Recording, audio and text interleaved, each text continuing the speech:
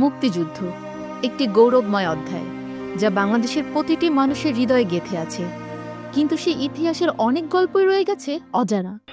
এবার সেই অজানা অধ্যায়ের একটি গল্প পর্দায় তুলে আনা হয়েছে নকশি কাঁথার জমিনে। রাহেলা এবং সালেহা দুই বোন, গ্রামের শান্ত পরিবেশে তাদের জীবন চলছিল ঠিকঠাক। রাহেলার স্বপ্ন ছিল নিজের জমিনকে আরো সুন্দর করে গড়ে তোলার, আর সালেহার স্বপ্ন ছিল একজন শিক্ষিত মানুষ হয়ে সমাজে আলো ছড়ানো। কিন্তু যুদ্ধের ভয়াবহ দিনগুলো তাদের জীবনে নিয়ে আসে এক নতুন বাস্তবতা। শোষণ ও বঞ্চনা করেছে, তারা ভোটে জয়লাভ করলে বাঙালি গোলামে পরিণত হবে বলে হুঁশিয়ারি দিয়েছেন।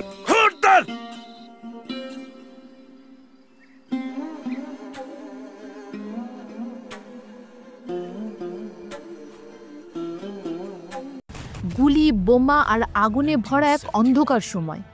এ সময় রাহেলা তার পরিবারকে রক্ষা করতে চেয়েছিল, আর সালেহা তার বিশ্বাস ধরে রাখতে চেয়েছিল। কিন্তু যুদ্ধ তাদের জীবনের গতিপথ একেবারে পাল্টে দেয়। নকশি কাঁথার জমিন শুধু দুই বোনের গল্প নয়, এটি আমাদের সংস্কৃতি, আমাদের বিশ্বাস আর আমাদের সংগ্রামের গল্প। এই জমিন, এই মানুষ আর এই দেশের মাটি রক্ষা করতে যে আত্মত্যাগ করতে হয়েছে, সেই আবেগঘন গল্প তুলে ধরা হয়েছে এই সিনেমাটিতে।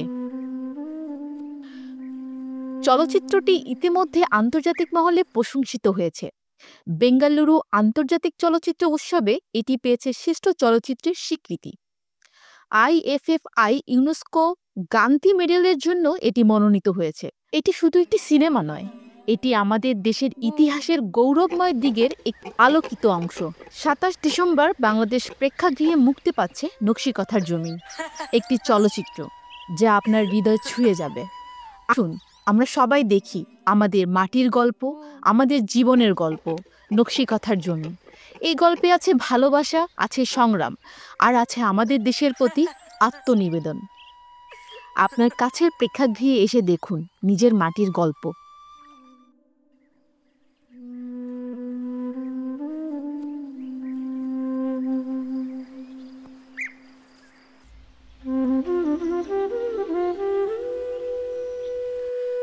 ডিসেম্বর থেকে উপভোগ করুন আপনার কাছের প্রেক্ষাগৃহে নিজের মাটির গল্প, নিজের দেশের গল্প।